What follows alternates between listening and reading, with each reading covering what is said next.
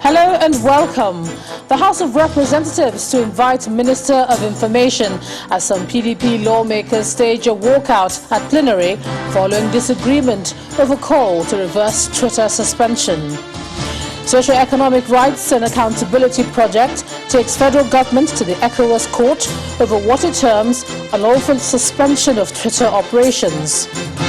Government secondary school Chibok comes alive again 7 years after over 200 schoolgirls were kidnapped from the facility in Borno State by insurgents.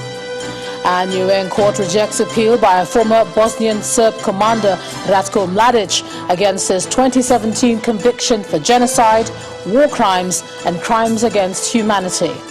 Plus we'll have business, sports, news from Abuja and later on international news from our London studio.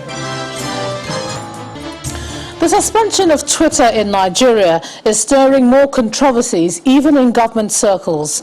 Earlier today, there was a mild drama at the House of Representatives as some members of the People's Democratic Party staged a walkout after the party's caucus leader, Kingsley Chinda, was ruled out of order by the Speaker. Mr. Chinda had prayed the House to urge the federal government to rescind the decision on the Twitter ban while the House conducts its investigation as directed by the Speaker. The lawmakers agreed to invite the Minister of Information over the legality and circumstances surrounding the ban on Twitter. Our correspondent Terry Ikumi reports. Lawmakers in the Green Chamber resumed plenary after a 2-week break due to the National Security Summit of the House and the Constitution Review public hearings.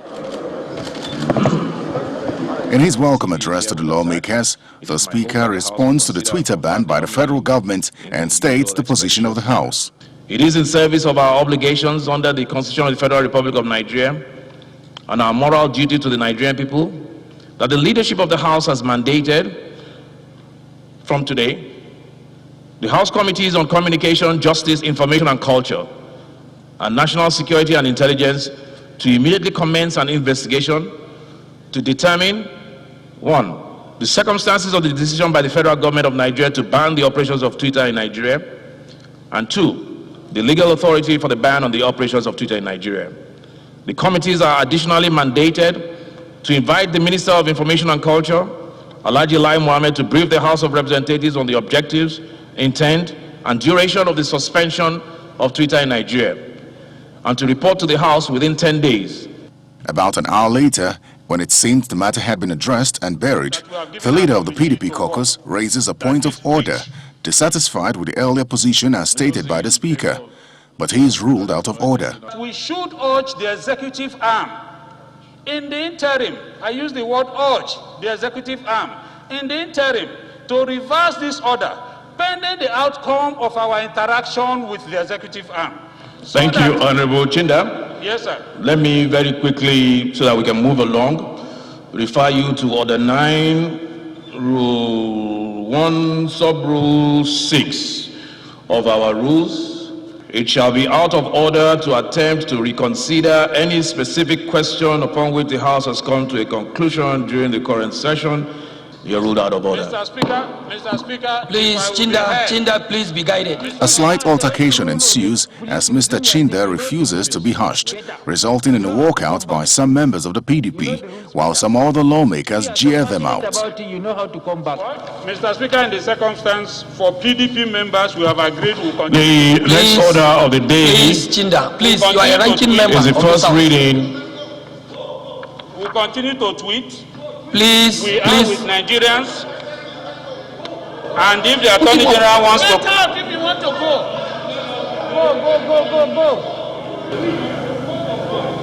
Where is it here?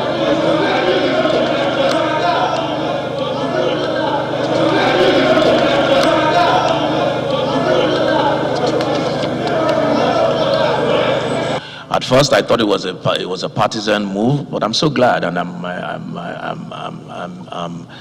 I'm happy to see several members of the opposition still here in chambers with us, and I commend you for your non-partisanship.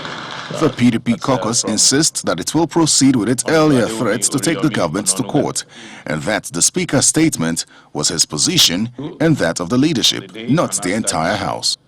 Meanwhile, Tuesday's plenary was dominated by security-related matters.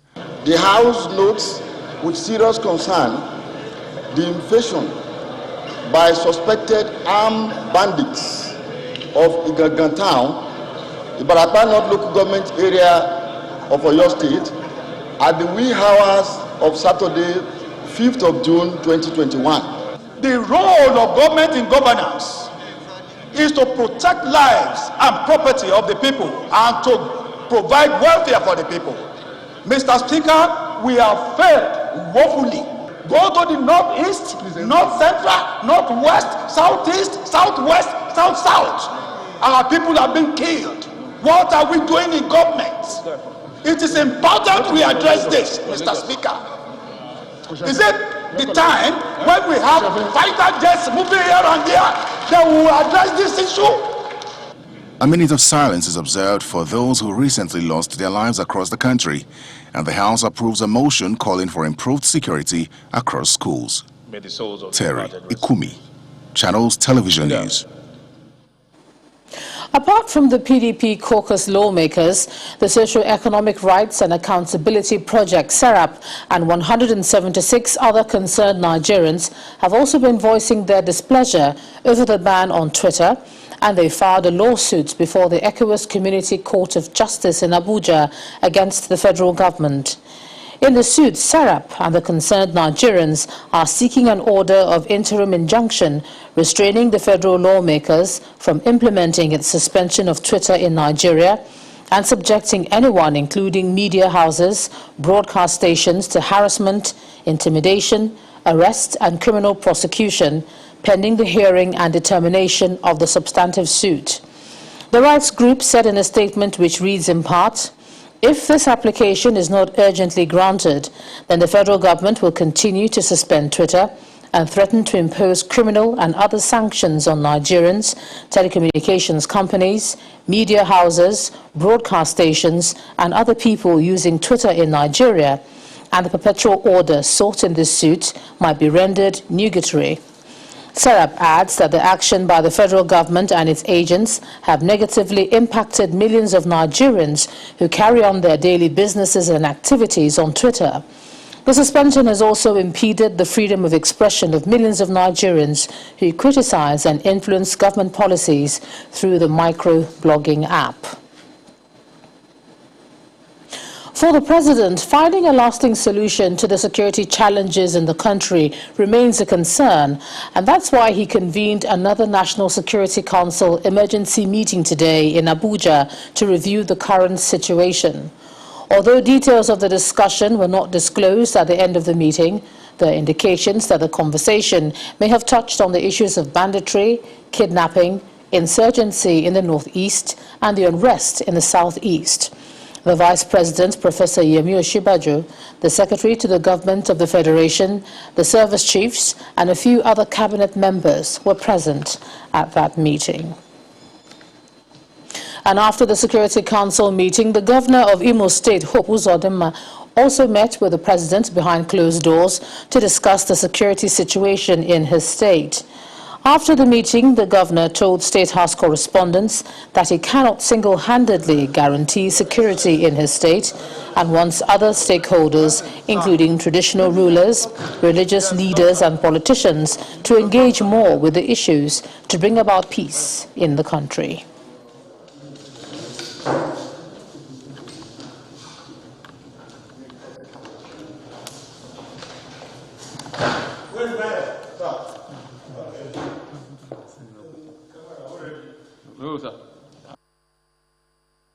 At a time like this in Nigeria, anybody watching his onions as a leader should be able to speak out. How many of them are speaking out? How many of them are condemning what is going on? Rather, what you see, leaders fanning the ember of insecurity, blaming only government. We must be tired of this blame thing by now, and then contribute our own quota towards ensuring that national security is not further threatened in the country.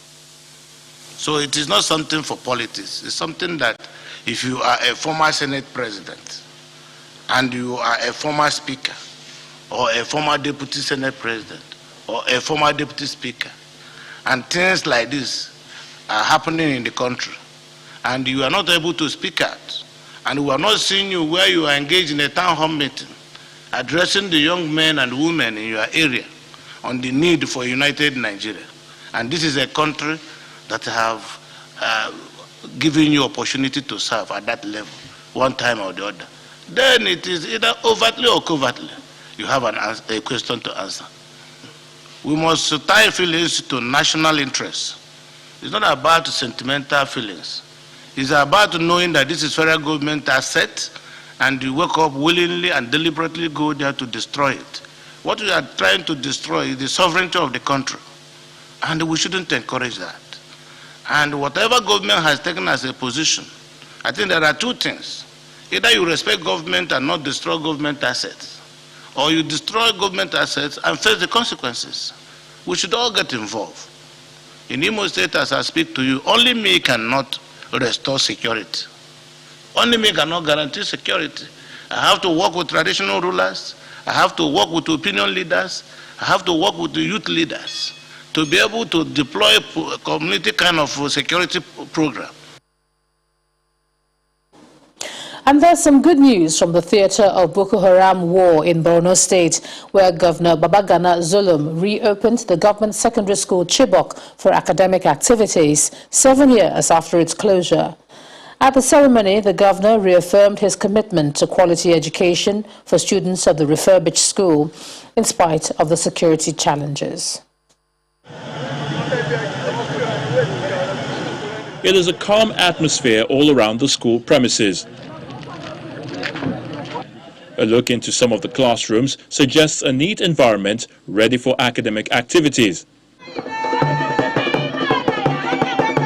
The Borno State government opens up the GSS Chibok once again after 7 years of closure, owing to the abduction of final year girls from their dormitories, and Governor Babagana Zulum is here along with the Minister of Women Affairs Pauline Talin and Borno State Senator Ali Ndume to witness the occasion. We are very proud. We are very proud for Her Excellency. The children were abducted 14th of April 2014, and to date, these children are still schooling under a non-favorable environment. And therefore, this administration under my leadership has swung into action and completed rehabilitation of this very important secondary school. The Minister of Women Affairs performs the official reopening of the school while appealing for girl-child education. I therefore commission this to the glory of God and for the upliftment of education in Borno State and Nigeria at large. I'm also impressed to see that His Excellency has gone further to construct an additional school facility as clearly seen in this new government secondary school and that of Government Technical College in Balala. This is a clear testimony of His Excellency's commitment to revamp education in the state, particularly the girl-child education. A mother of one of the abducted students, who spoke on behalf of other parents that have been catered to by the state government, commends the state governor even as they hope for the best concerning the school children and the return of other abducted students. If there's life in education and development is compulsory, we will not reject this good thing because of what happened. We want our children to study. When the school was still in a state of disrepair, we felt traumatized anytime we saw it. But now we feel good with a new look because it gives us hope that one day the children will come back. I'm so elated and happy and thank God that part of it now have been achieved. The part that has been achieved is that the school has been built and reconstructed and even improved upon. And the students now can go to school because Chibok is a hunger-driven for education society. The government secondary school Chibok remains a day school for now, until the government comes up with its safe school plans for a boarding house with both male and female students.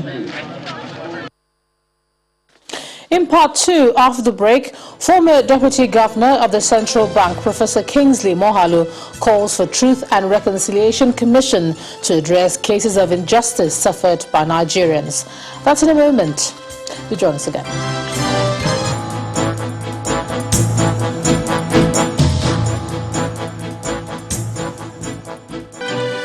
Welcome back. If you've just joined us, you're watching the news at 10 on Channels Television, coming to you live from Lagos. A reminder of our top stories. House of Representatives to invite Minister of Information as some PDP lawmakers stage a walkout at plenary following disagreement over call to reverse Twitter suspension. Socio-Economic Rights and Accountability Project takes federal government to the ECOWAS court over what it terms an unlawful suspension of Twitter operations.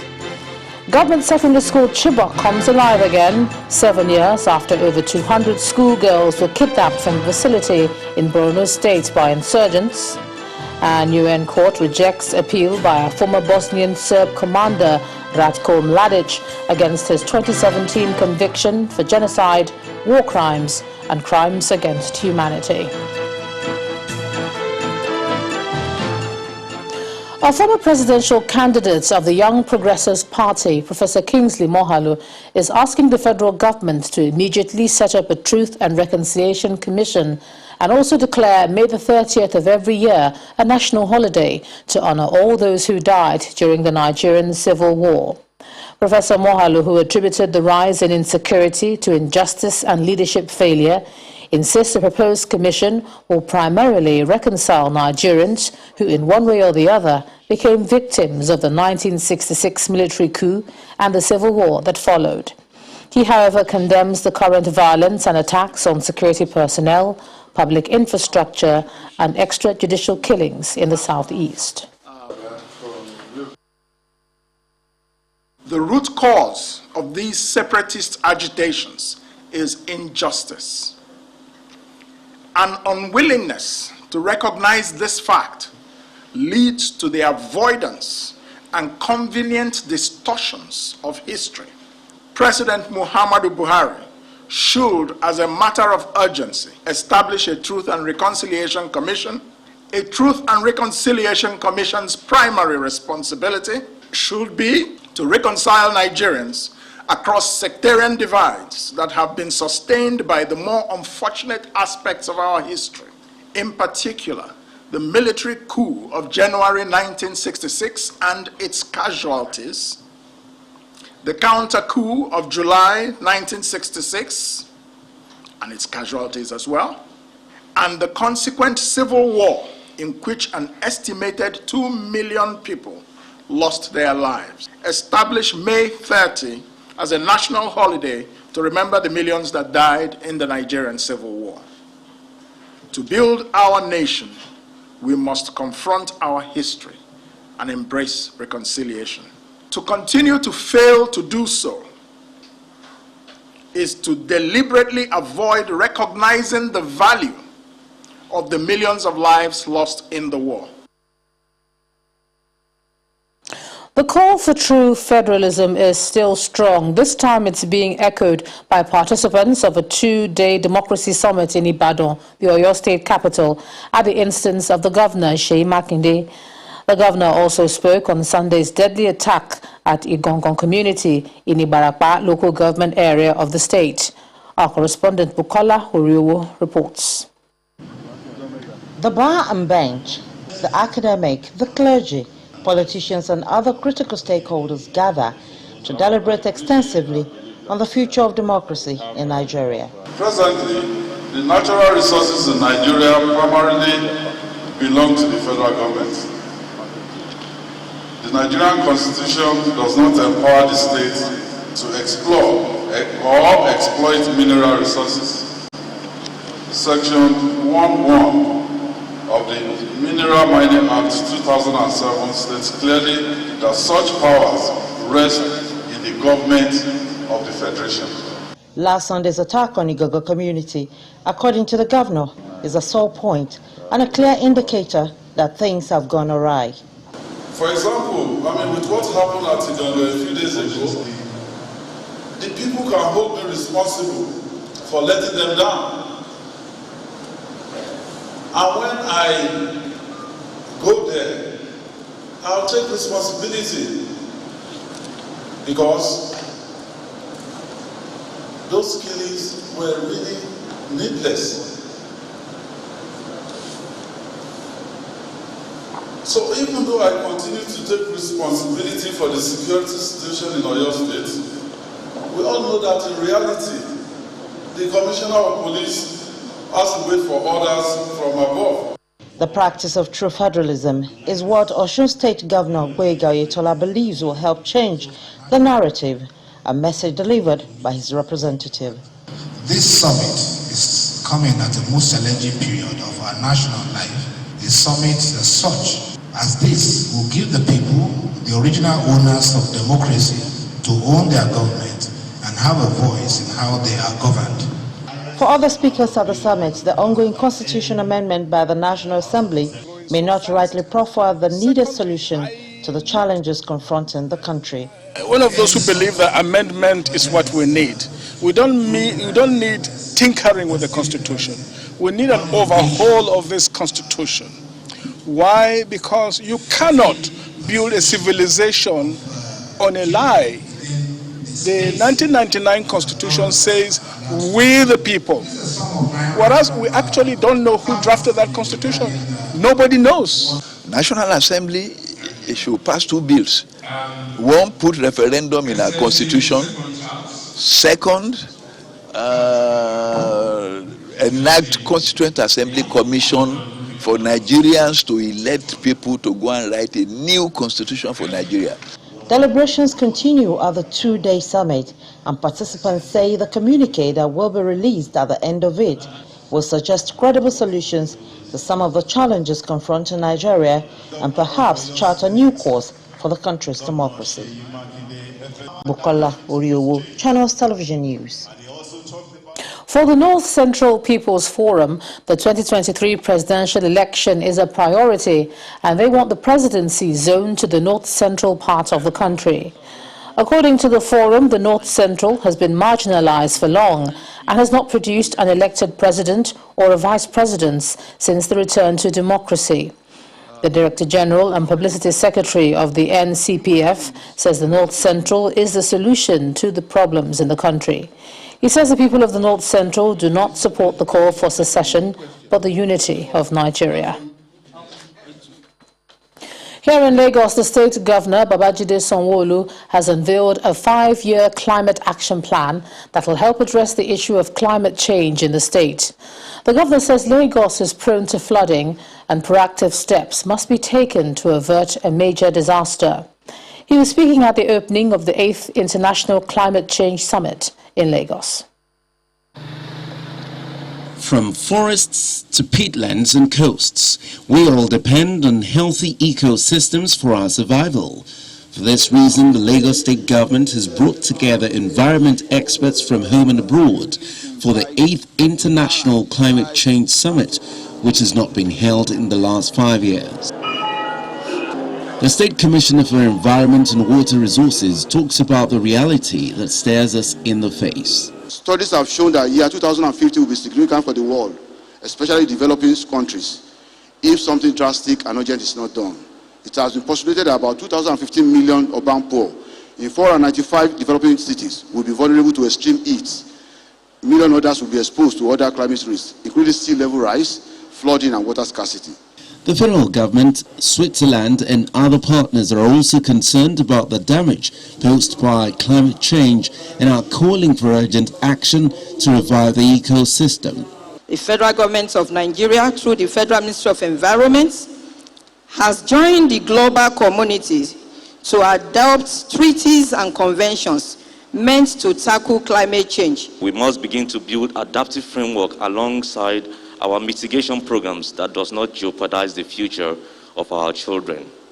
This will help us secure our food system, build the resilience of our health system, improve the transitioning of our mobility system to a net zero, promote better human well-being. We believe that environmental problems do not stop at borders.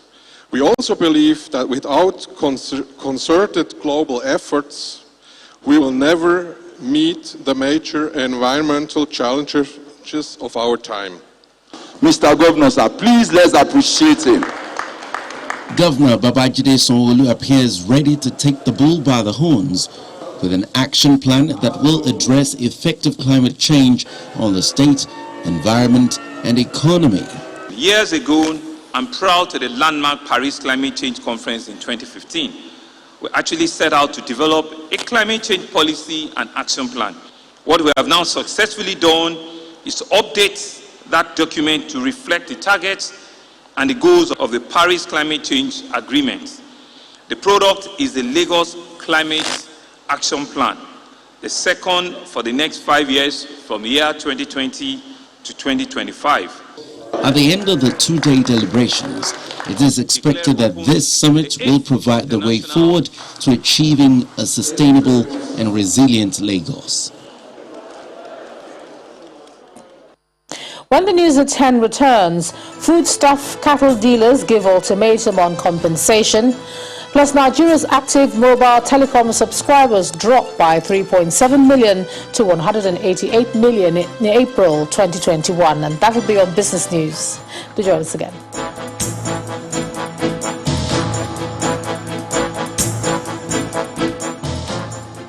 Welcome back to the news at 10. Let's cross over to Abuja. And here's Terry Ikumi.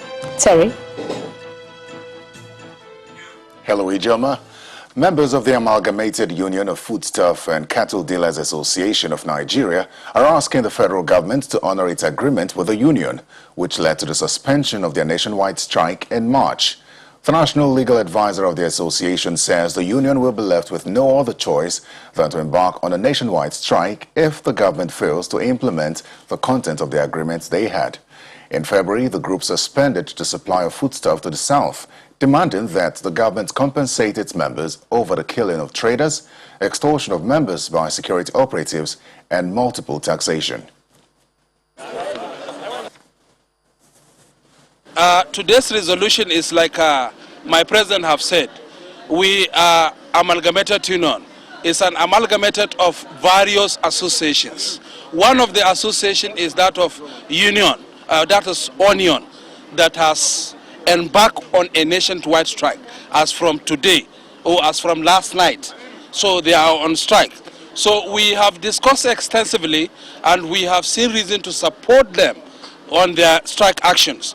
And we, on our own part as amalgamated, as the umbrella body, we have written reminders to the federal government, to the ministries concerned, to the security agency, telling them of the promises of the previous strike taken upon by the union, to remind them that they have not done anything.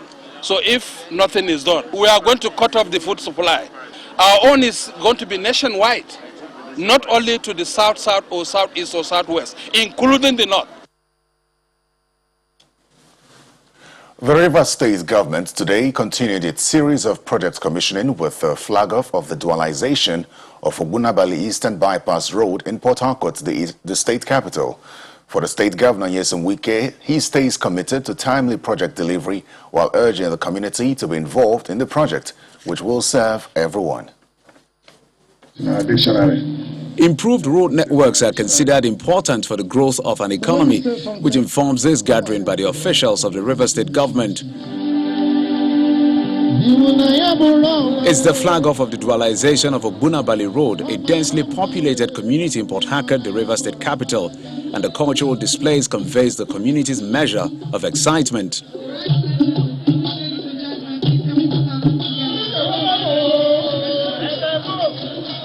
For Governor Nyesom Wike, the dualization of the 2.2-kilometer road is one of the key projects under his urban renewal and rural generation agenda. He also appeals to residents to support the contractor. Just to let you know, whatever promise we make, we must fulfill the promise. So, let all of you, and I discovered that there was some politics in it. What the other party could not do, we are doing it. This is the only place remaining, the whole of the OGRA, this is the only place remaining. We have turned around OGRA. And you are part of it.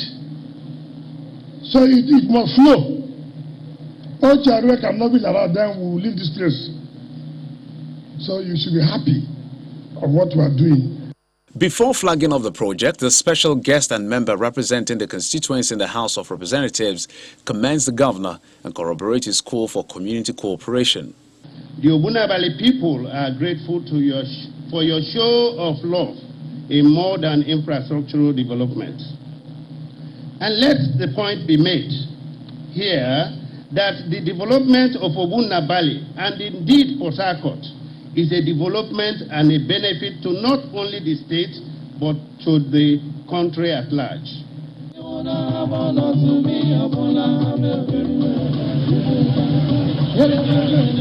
The road project is flagged off.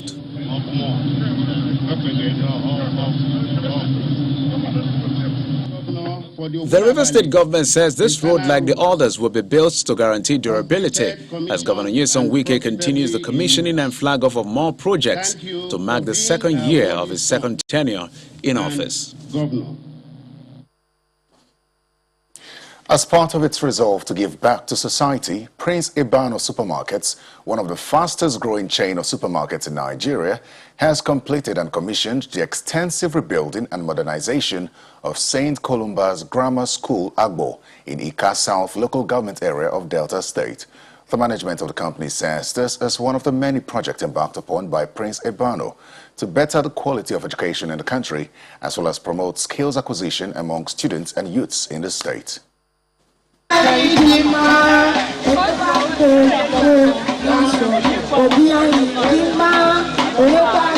Provision of well-equipped classrooms and a conducive learning environment has always been one of Prince Ibano Supermarket's corporate social responsibility.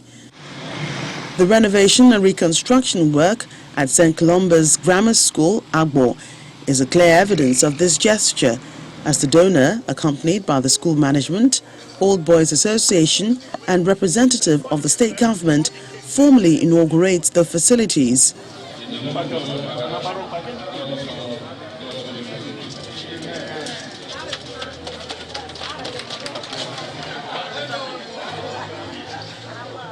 The newly rebuilt St. Columba's Grammar School comes with a library complex, a solar-powered ICT internet-connected lab with 60 computers, science laboratories, halls for woodworks and technical workshops.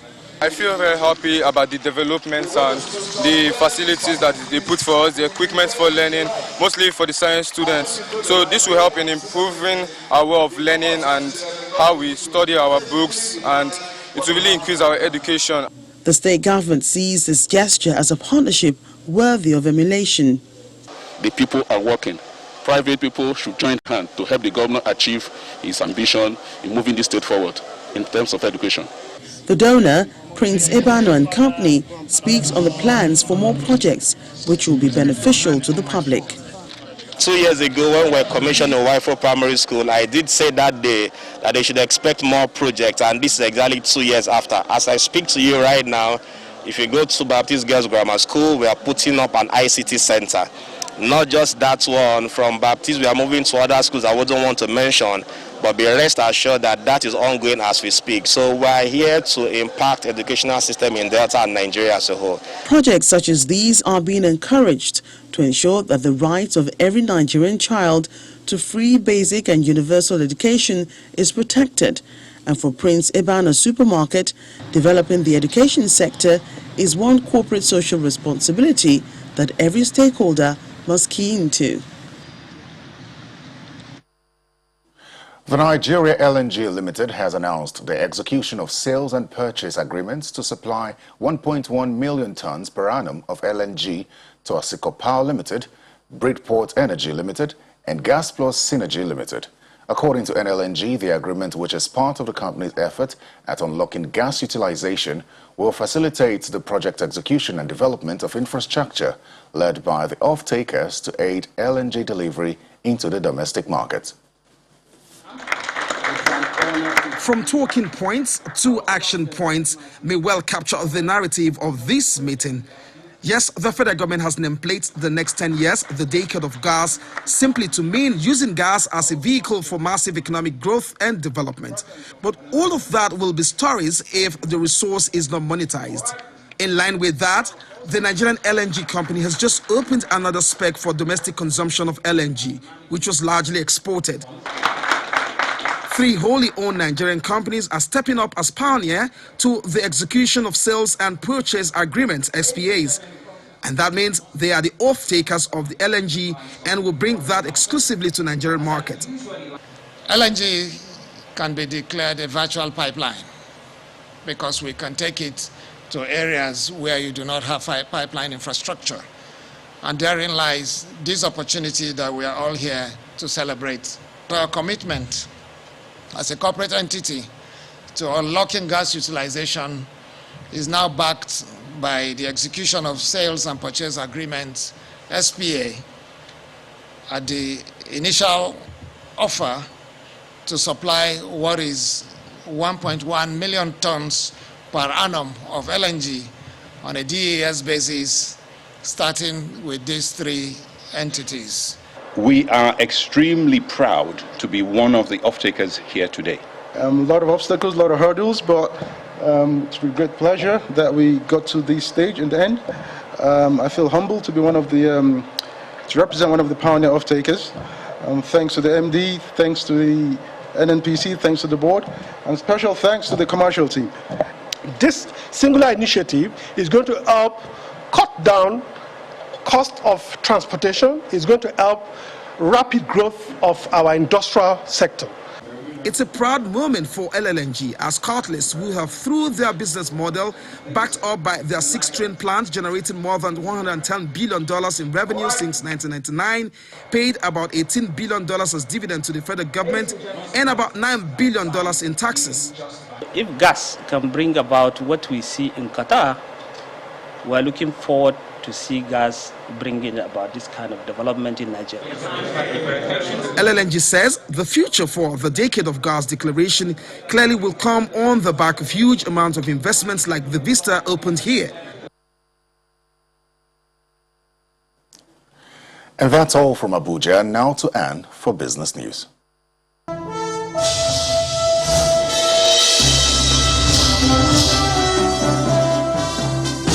Thank you, Terry. Hello and welcome to Business News.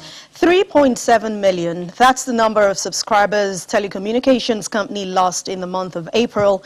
As a report by the Nigerian Communications Commission shows that the country's subscriber base dropped to 188.7 million due to the impact of the SIM card NIN policy.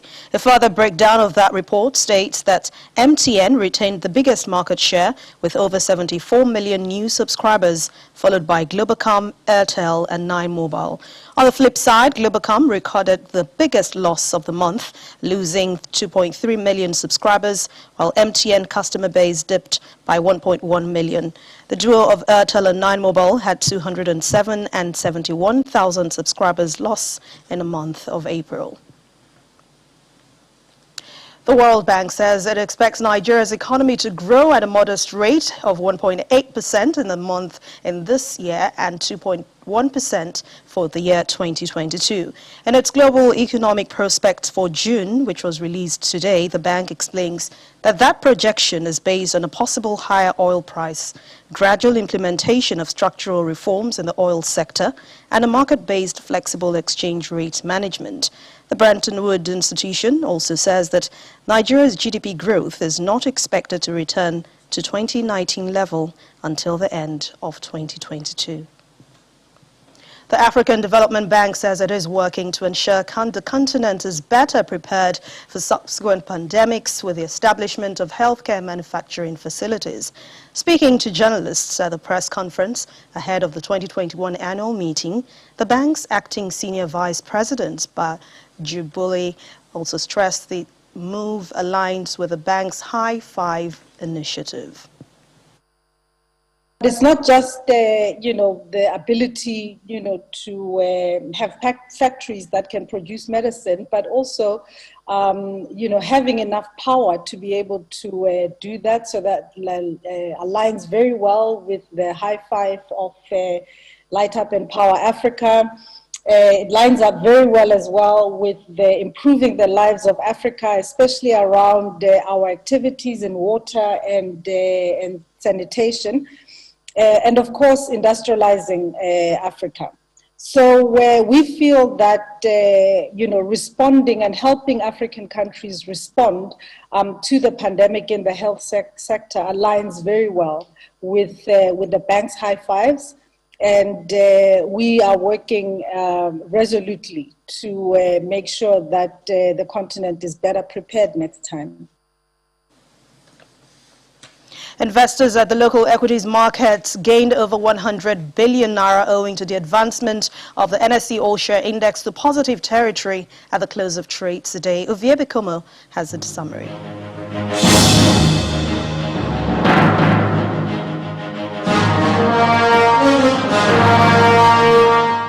The dynamicism of the equities market was re-established at the close of today's trading session as the key indicators reversed to positive territory after Monday's downturn.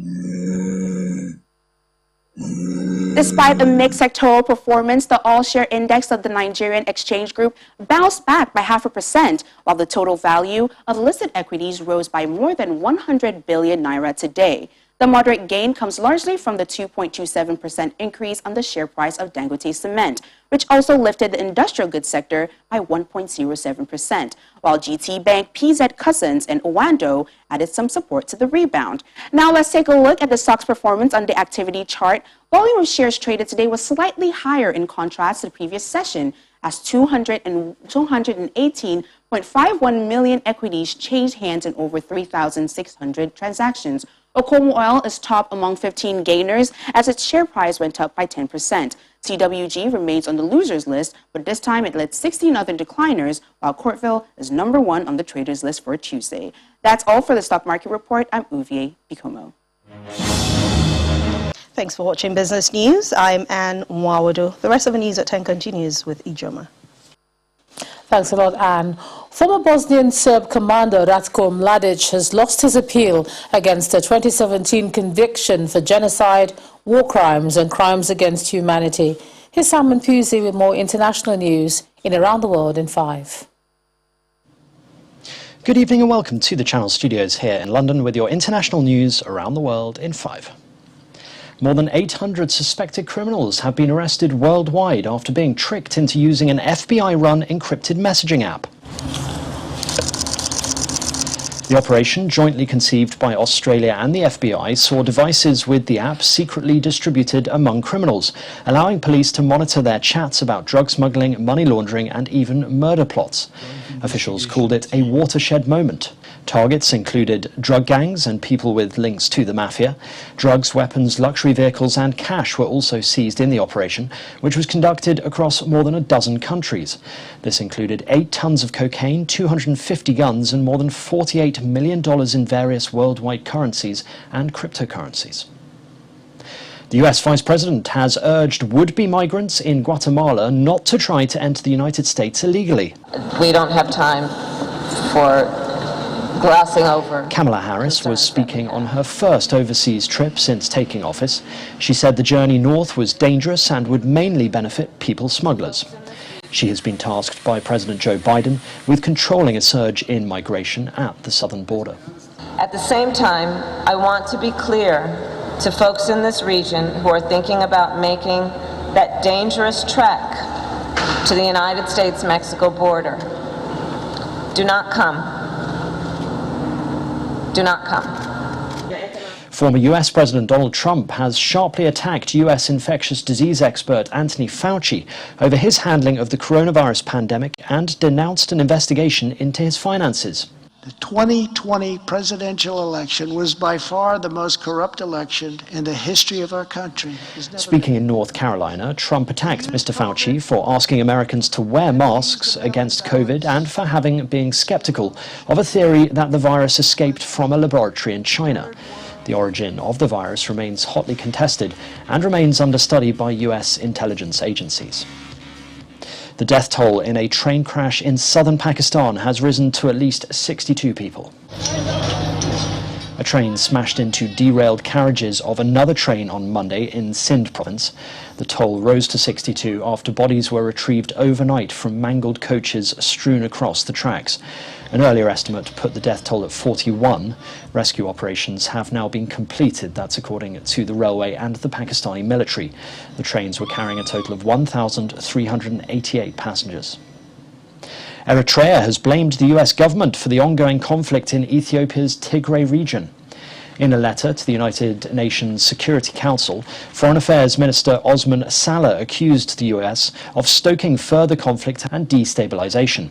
The United States has been calling for the withdrawal of Eritrean troops from Tigray after they were accused of human rights abuses. International agencies have warned of a humanitarian crisis developing in the region, with the UN Chief Antonio Guterres saying Tigray was on the brink of famine. The French president has been slapped in the face by a man on an official visit. In a video circulating on social media, Emmanuel Macron is seen walking up to a barrier on a trip in the southeastern department of Drôme. A man slaps Mr. Macron in the face before being swarmed by officers. 2 men have reportedly been arrested. Switzerland could become the first European country to ban artificial pesticides in a referendum on June the 13th. Globally, only Bhutan has a complete ban on synthetic pesticides.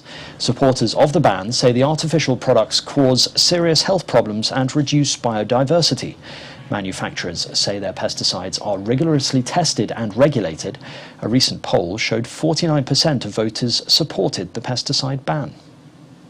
And finally, scientists in Australia have classified a new species of dinosaur discovered in 2007 as the largest ever found on the continent.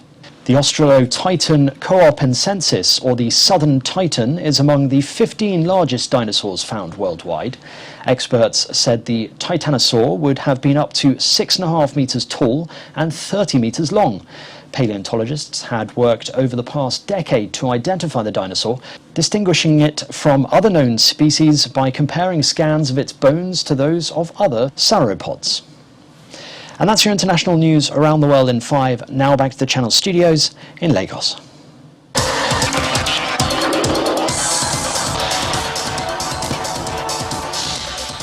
Many thanks, Simon. Nigeria's women handball team have begun their campaign at the African Nations Cup on a losing note after they were beaten 35-16 by Congo DR in the opening Group A game at the Yaoundé Multipurpose Sports Complex. The coach, Rafiu Salami tutored side, couldn't contain the firepower of the Congolese in both halves of the game. And that's a wrap with sports news. It's back to you, Joma.